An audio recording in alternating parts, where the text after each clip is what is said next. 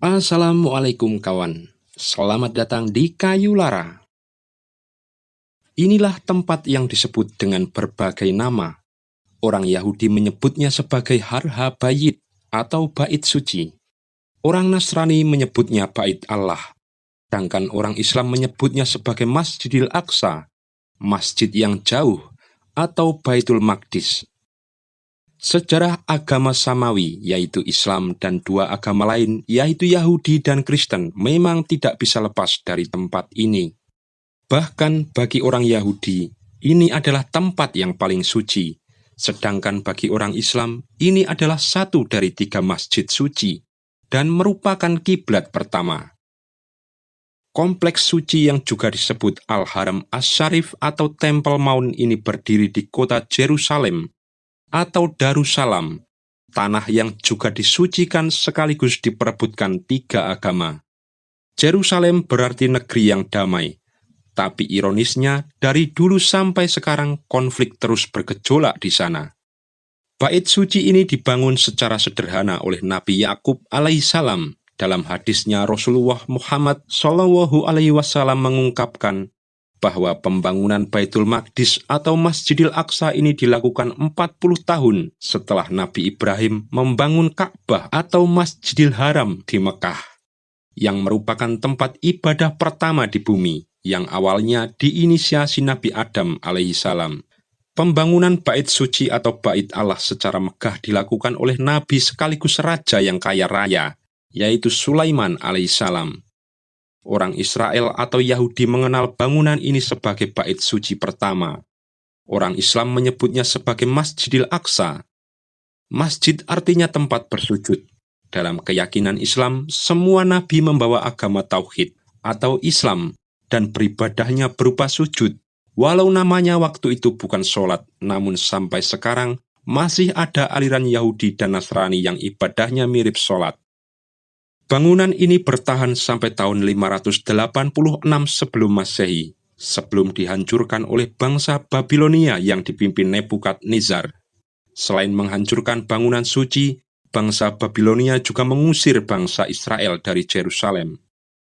Lalu pada tahun 536 hingga 513 sebelum Masehi, bangsa Israel yang kembali dari pembuangan membangun kembali Bait Suci yang oleh orang Yahudi dikenal sebagai Second Temple atau Bait Suci kedua. Lalu Herodes Agung merenovasi pada tahun 19 sebelum Masehi. Tetapi bangunan suci ini kembali hancur di tangan bangsa Romawi pada tahun 70 Masehi.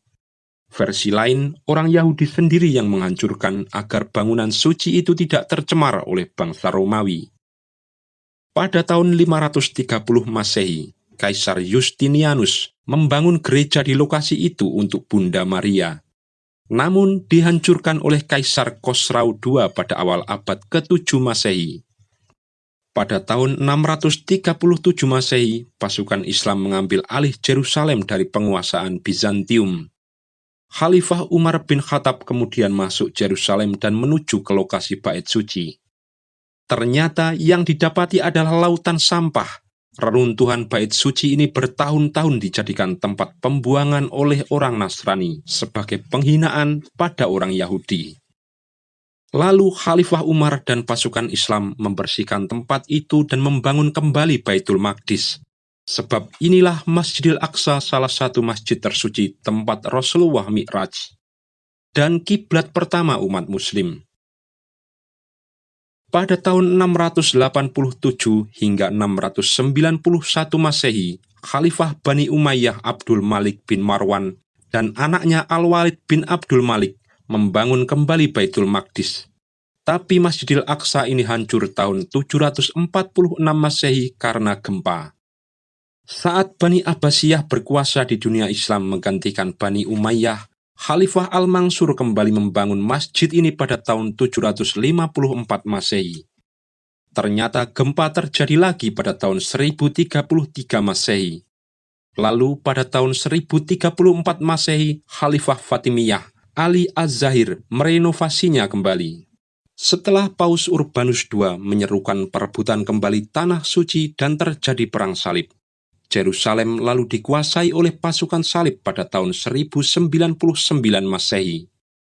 Orang Islam dan Yahudi dibantai dan terusir dari sana. Mereka kemudian menggunakan Baitul Maqdis sebagai gereja, istana, dan kandang kuda. Kawasan ini juga sempat menjadi markas kesatria Templar. Salahuddin al-Ayyubi alias Sultan Saladin kemudian mengepung dan merebut kembali Yerusalem pada tahun 1187 Masehi. Salahuddin kemudian kembali memfungsikan Baitul Maqdis sebagai Masjidil Aqsa seperti semula. Dia juga kembali memperbolehkan orang Yahudi, Nasrani tinggal dan beribadah di Yerusalem, sebagaimana yang dilakukan penguasa Islam sebelumnya. Hal yang tak pernah dilakukan penguasa Yahudi ataupun Nasrani. Waktu terus berjalan, Yerusalem dan tanah Palestina terus dalam penguasaan pemerintahan Islam. Sampai akhirnya kekhalifahan Turki Utsmani runtuh, lalu tanah Palestina dikuasai oleh otoritas Britania. Saat itu, orang Yahudi yang dibantai di Eropa dan wilayah lainnya mulai datang mengungsi ke Tanah Suci. Benih-benih negara Zionis Israel mulai tumbuh, pelan tapi pasti menggerogoti tanah warga Palestina. Baitul Maqdis dan kota tua Yerusalem tetap dalam penguasaan Majelis Muslim Yerusalem. Lalu pada tahun 1948, diproklamirkan pendirian negara palsu Zionis Israel. Negara yang berdasarkan agama Yahudi ini kemudian menjajah tanah Palestina yang bagi mereka adalah tanah yang dijanjikan, dan menggusur penduduknya baik Islam maupun Kristen, serta mencaplok wilayahnya termasuk Yerusalem. Pembagian wilayah dan peringatan dari Perserikatan Bangsa-Bangsa pun tidak diindahkannya. Salah satu yang terus coba dikuasai oleh Israel adalah Baitul Maqdis atau Masjidil Aqsa. Israel dan kelompok Yahudi radikal terus berusaha merebut bait suci ini. Meski dalam kesepakatan internasional, status quo Masjidil Aqsa adalah milik Muslim dan berada di bawah otoritas Wakaf Jordania. Dalam status quo ini, umat Yahudi dan Nasrani boleh berkunjung ke bait suci, namun tidak untuk beribadah di dalamnya. Untuk beribadah, bagi umat Yahudi ada tembok ratapan, yang diyakini mereka adalah sisa dari bait suci. Namun oleh orang Islam diyakini sebagai tempat Rasulullah memarkir burak kendaraan beliau saat Isra Mi'raj. Setelah melalui pengkajian dan perdebatan berbagai ahli sejarah dan lainnya yang mewakili Israel, Palestina, dan pihak lain, Organisasi Persatuan Bangsa-Bangsa untuk Pendidikan Ilmu Pengetahuan dan Budaya, UNESCO, telah memutuskan Baitul Maqdis atau Masjidil Aqsa sebagai warisan budaya Islam, situs suci sekaligus tempat ibadah umat Islam. Meski dalam praktiknya polisi dan tentara Israel terus mengontrol tempat tersebut, kesepakatan bersama mempertegas bahwa tidak ada larangan beribadah di Al-Aqsa bagi seluruh Muslim.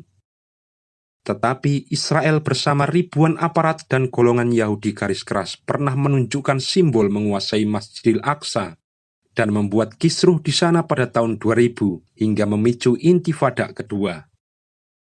Sebelumnya, saat Israel berhasil mencaplok Yerusalem, pasukan Israel juga sempat mengacak-acak kompleks Masjidil Aqsa dan Mushola Qibli, serta membakar mimbar Salahuddin al-Ayyubi. Lalu mengapa orang Yahudi ngotot ingin menguasai Baitul Maqdis? Karena mereka ingin membangun bait suci ketiga di atas Masjidil Aqsa. Tentunya dengan meratakan lebih dahulu Masjidil Aqsa. Sudah ada banyak organisasi di Israel yang membidangi masalah ini dan sudah menyiapkan rancangan bangunannya dan strategi mendirikannya. Maka hari ini dan ke depan, Israel dan Yahudi garis keras tidak akan berhenti merongrong Masjidil Aqsa sampai bait suci ketiga mereka berdiri. Di sisi lain, umat Islam juga tidak akan berhenti menjaga Masjidil Aqsa, masjid suci mereka.